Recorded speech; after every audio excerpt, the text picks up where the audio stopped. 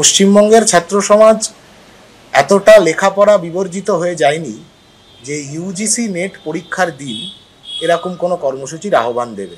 Mascot spin control ল্যাবের পরীক্ষায় এটি প্রমাণিত। কেয়াসেট আলোপেক্স পেন্টা অ্যাক্টিভ নতুন চুল গজাতে সাহায্য করে, চুল পড়া বন্ধ করে। Keya Seth alopex penta active 10 hair fall প্রবলেমের একমাত্র সলিউশন।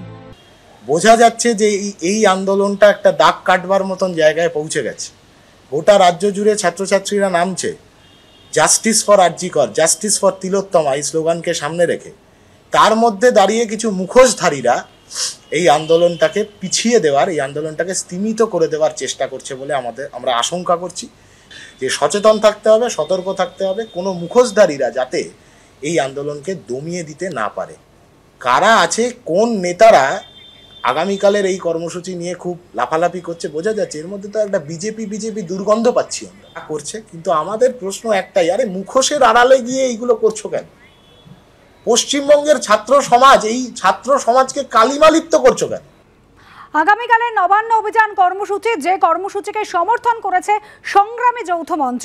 তৃণমূলের তরফ থেকে যখন একাধিক অভিযোগ করা হচ্ছে, এই সংগ্রামী যৌথ মঞ্চের আহ্বায়ক ভাস্কর ঘোষ কি বলছেন দেখুন। আমাদের কাছে মনে হয়েছে যে এই নবান্নটা বিগত 13 বছর ধরে ধর্ষক, কাটমানিখোর, কয়লাবালি চোরদের একটা দুর্গে পরিণত হয়েছে।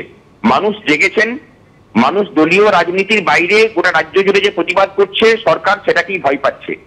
আমরা আমাদের যে আন্দোলন তার দায়িত্ব নিয়ে বলতে পারি যে এই মঞ্চে কোনো বিজেপি, কোনো আরএসএস, কোনো তৃণমূল, কোনো কিছু নেই, কিন্তু আবার সবাই আছেন। আমাদের মধ্যে সব রাজনীতির লোক আছেন, কিন্তু এই মঞ্চের মধ্যে কোনো কিছুর অনুপ্রবেশ নেই। একজন সরকার যখন ভয় পায় তখন এই ধরনের অবান্তর কথাবার্তা বলে। আর বেআইনি বলেন কোন অধিকারে কুণাল ঘোষ, যেখানে সুপ্রিম কোর্টের প্রধান বিচারপতি রায় দিয়েছেন যে শান্তিপূর্ণ আরজিকর নিয়ে শান্তিপূর্ণ যত জমায়েত বা মিছিল হবে তাতে কোনোটাতে বল প্রয়োগ করা যাবে না।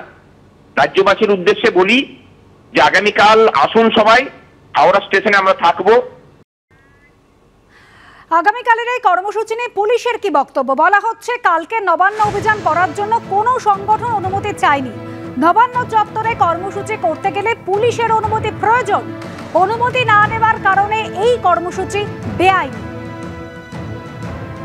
স্পেসিফিক প্রোগ্রাম 27 তারিখে যে প্রোগ্রাম, 27 আগস্টে যে প্রোগ্রামটা অর্গানাইজ করতে চাইছেন তার সম্বন্ধে আমাদের কাছে বিভিন্ন সোর্স থেকে যা ইনপুট আছে, আমি এটাই বলবো দ্যাট লার্জ নাম্বার অফ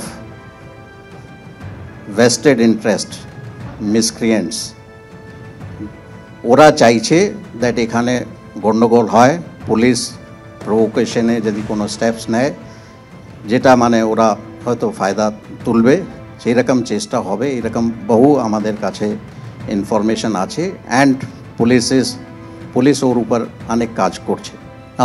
আপনারা সবাই জানেন 27 তারিখে একটা এক্সাম আছে, it is organised by NTA, national testing agency. অনেক স্টুডেন্টস অ্যাপিয়ার করবে ওই এক্সামে। ওদের কোনো রকম কোনো অসুবিধা না হয় তার জন্য বিভিন্ন রকম অ্যারেঞ্জমেন্ট আমরা করেছি। আইন হিসাবে যে প্রোগ্রামটা করা সঙ্গত আছে সেই প্রোগ্রাম মানে সেই প্রসিজারটা ফলো হচ্ছে না।